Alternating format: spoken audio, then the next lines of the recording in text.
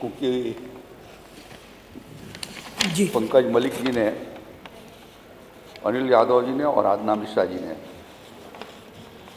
कटौती पर चर्चा हुए कुछ अपनी बातों को रखा है संदीप जी ने, और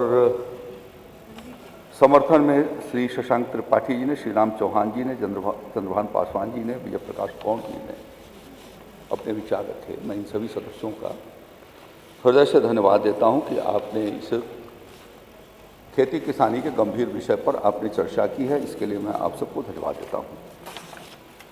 पंकज मलिक जी ने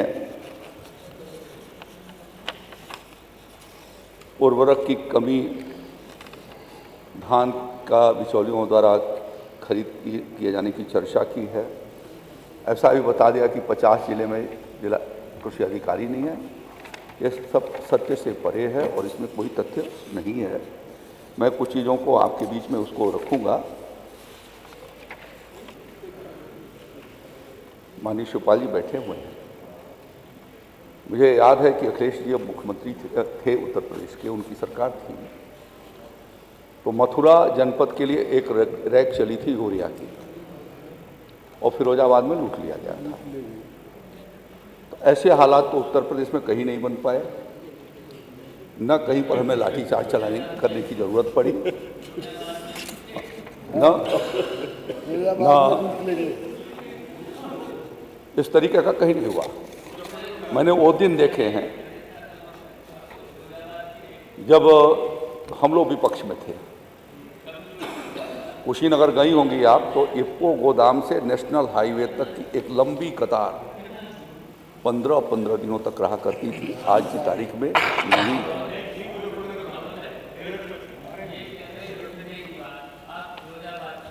अब मैं पूरा कर लूँ तो जो कहेंगे मैं बता दूँगा। अब सुन लीजिए, नाम लिया है ना, नाम लिया है। और अभी खाद की कमी थी। वैसे तो लूटा गया था ना, सुनवाई में तो कभी लुटी नहीं, कभी लुटी नहीं। अधिष्ठाता महोदय, अभी डीएपी और यूरिया की कितनी कमी थी। 2-2 बोरी के लिए किसान 4-4 दिन बैठा रहा, लाठी खाई, तब भी 2 बोरी 1 बोरी खाद किसान को नहीं मिली। ये रहा पूरे प्रदेश में। हाँ, लेकिन पूरे प्रदेश में। और कीमत कितनी बढ़ी, आप बोल लीजिए ना उसके बाद। कितनी कीमत बढ़ी। बैठिए और मंत्री जी की बात आने दीजिए। जहाँ तक कह रहे हैं कि बजट इतना बढ़ाया, बजट का तुम अपने घर से लाए हो। बजट आपने जनता का पैसा है। माननीय शिवपाल जी, आपको कटौती में बोलना चाहिए था। जीएसटी में कितना आपको कटौती में बोलना चाहिए था ना, वो बजट है। और माननीय मंत्री जी का जवाब आने दे। तारीफ ही करते चले जा रहे। अभी किसानों बैठिए प्लीज, माननीय मंत्री जी का जवाब। सर्दी थी दिसंबर में। देखिए, एक व्यवस्था जो बनी है उसके अंतर्गत के जनवरी फरवरी तक कटौती पर बोल देते इतनी हैं। सर्दी थी, किसानों को रात में 2 घंटे बिजली भी नहीं दे पाए, जबकि बिजली मंत्री चले गए। 10 घंटे मैंने कहा था कि भाई 10 घंटे दिन में दे दो। इतने वरिष्ठ हैं माननीय शिवपाल जी, प्लीज बैठिए। लेकिन क्या दे पाए? माननीय मंत्री जी को तो बात ये आने दीजिए। किसान विरोधी सरकार है, किसान विरोधी सरकार है। ठीक है माननीय मंत्री जी, प्लीज। मान्यवर, जो बार बार चर्चा कर रहे हैं ना कि फर्टिलाइजर की कमी रही है, इस साल 2025-26 में अब तक हम लोगों ने 113,16,000 मीट्रिक टन फर्टिलाइजर किसान भाइयों को उपलब्ध करवाए हैं, जिसमें खरीफ सीजन के भीतर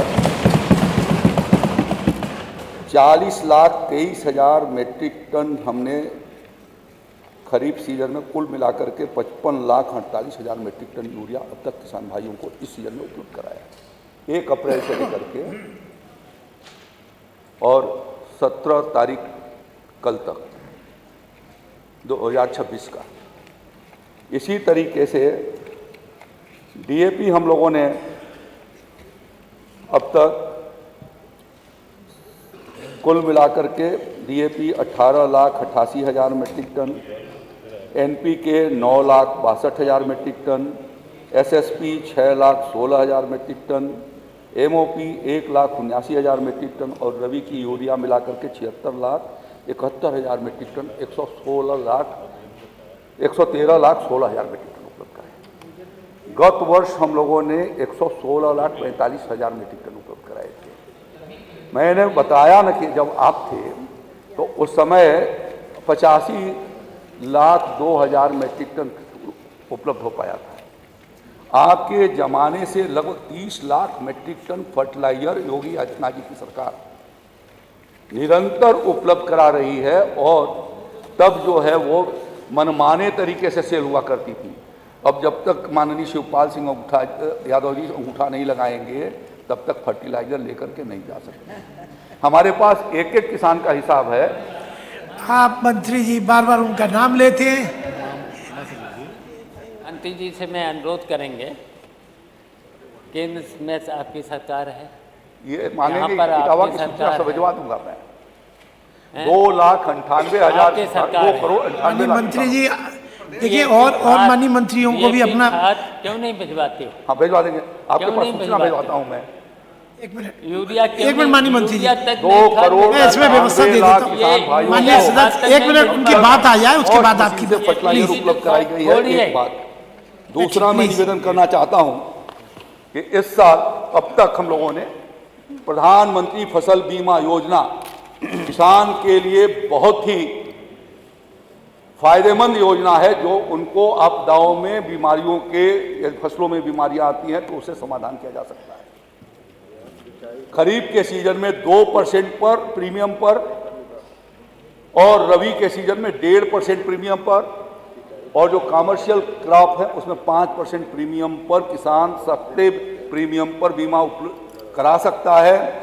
शेष प्रीमियम जो है वो राज्य सरकार और केंद्र सरकार दोनों मिलकर के भरती है, जमा करती हैं। और अब तक योगी जी की सरकार आने के बाद 65,01,000 किसानों को 5,375 करोड़ 33 लाख रुपए की फसलों की क्षतिपूर्ति इस प्रधानमंत्री फसल बीमा योजना के माध्यम से कराई। कुछ जनपदों के भीतर अभी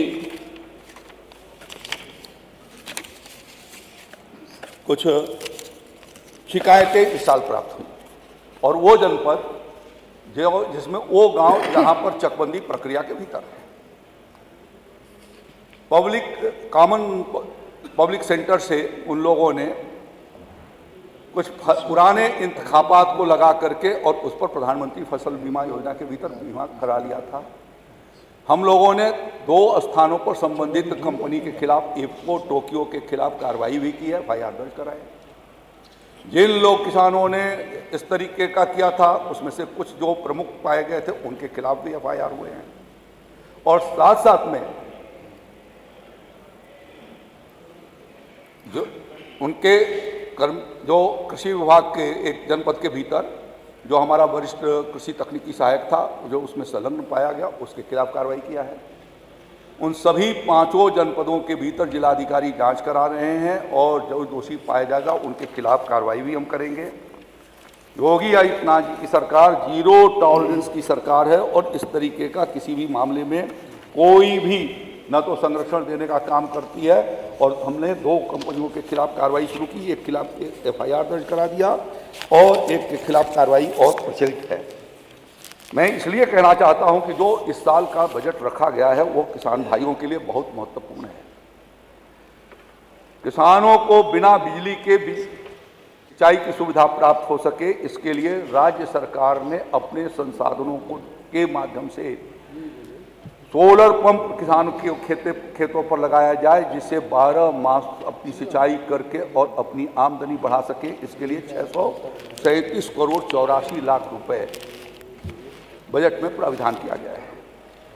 इसी प्रकार से जो किसान अपने उत्पाद को अच्छा क्वालिटेटिव उत्पाद पैदा कर रहे हैं, और जो एक्सपोर्ट में कठिनाइयाँ थी, उस एक्सपोर्ट की कठिनाइयों के समाधान के लिए जो अभी तुरंत कुछ दिनों के भीतर जेवर एयरपोर्ट का लोकार्पण होने वाला है, वहाँ पर 245 करोड़ रुपए के लागत से किसानों के वो उत्पाद विदेशों में एक्सपोर्ट किए जा सके, उसके लिए ये धनराशि की जरूरत है।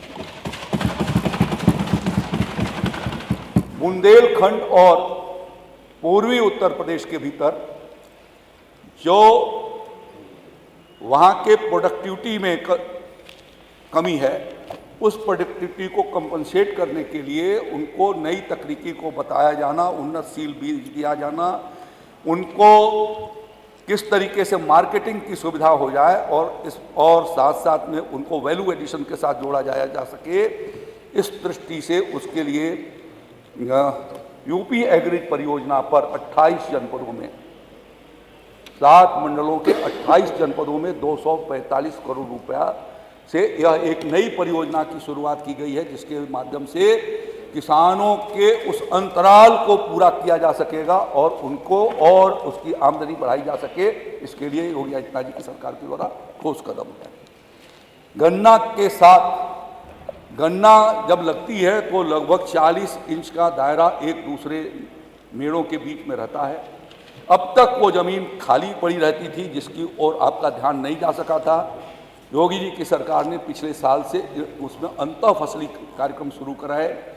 रबी के सीजन में हम लोगों ने अभी उसके भीतर तिलहनी फसलों का खासतौर पर सरसों के मिनी किट उपलब्ध करा कर, और अभी जो इस समय जो गन्ना लग रहा है बसंतकालीन गन्ना, उसके भीतर हम उर्द और मूंग के बीज उपलब्ध करा करके और किसान भाइयों को, ऐसे किसानों को 20,000 कुंटल मुफ्त बीज दे करके लगभग 1 लाख हेक्टेयर गन्ना के भीतर इस सीजन में हमारा प्रयास है कि हम उनको गन्ना के साथ सह फसली खेती करा सके। जो आप बार बार तकनीकी की बात करते हैं, उन्नतशील भी बात करते हैं, तो उसके लिए हमारी सरकार ने ठोस व्यवस्था किया है और इसके लिए 90 करोड़ रुपया उसके लिए प्राविधान किए हैं।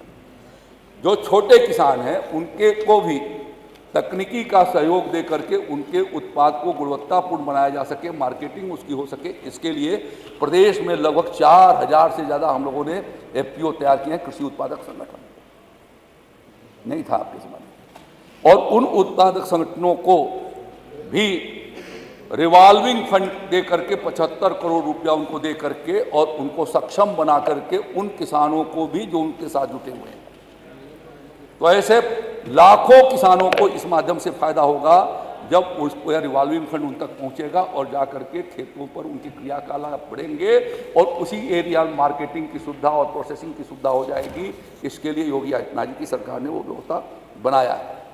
बुंदेलखंड की परिस्थितियों को देखते हुए, क्योंकि वहाँ पर खासतौर पर पहले सिर्फ एक रबी की क्रॉप होती थी, हम लोगों के प्रयास से अब कुछ खरीफ की भी शुरू हुई है और आगे जायद की भी हो, ज्वार बाजरा मोटे अनाज अन्न इसकी खेती बढ़ाई जा सके। इस दृष्टि से हम लोगों ने एक्सीलेंस सेंटर उत्कृष्टता केंद्र बनाए जाने के लिए 17 करोड़ 57 लाख रुपए का प्राविधान किया है कि बुंदेलखंड के खेती को भी हम गति दे सकें। तो मैं ये उम्मीद करता हूं कि ये सब चीज़ें ऐसी हैं। उन्होंने कृषि यंत्रों के बारे में चर्चा किया था पंकज मलिक जी ने, मुझे लगता है अब तक 2,31,012 किसानों को उन्नतशील कृषि यंत्र हम लोगों ने दिए हैं, जिसमें से ट्रैक्टर की भी वो चर्चा कर रहे हैं। हमारी सरकार ने अब तक 8405 कस्टम हायरिंग सेंटर, जिसके भीतर ट्रैक्टर का भी प्राविधान होता है, 10 लाख के कृषि यंत्रों पर 40% का हम अनुदान देते हैं और उसके भीतर उससे वो लाभान्वित हुआ है। और फार्म मशीनरी के माध्यम से 7,351 किसानों को हर फार्म मशीनरी बैंक के भीतर ट्रैक्टर, ये आपके ज़माने में नहीं था, जिसको हम लोगों ने आगे गति दी है, और 1900 करोड़ रुपए से ऊपर का अनुदान हमने इस 9 वर्षों में किसान भाइयों को उपलब्ध कराया है। और इस प्रकार से ठोस रणनीति अपना करके किसानों की आमदनी कैसे बढ़े और उत्तर प्रदेश में फिर से कृषि क्षेत्र जो है वो एक आकर्षण का क्षेत्र बन सके, उस दृष्टि से यह प्रयास किया है, जिससे प्रदेश के किसानों को व्यापक जो है उसमें उनके जीवन स्तर में सुधार होगा। और इसलिए मैं चाहूँगा कि मोना जी, माननीय शिवपाल जी, पंकज मलिक जी, अन्य सदस्यों ने जो कटौती की बात की,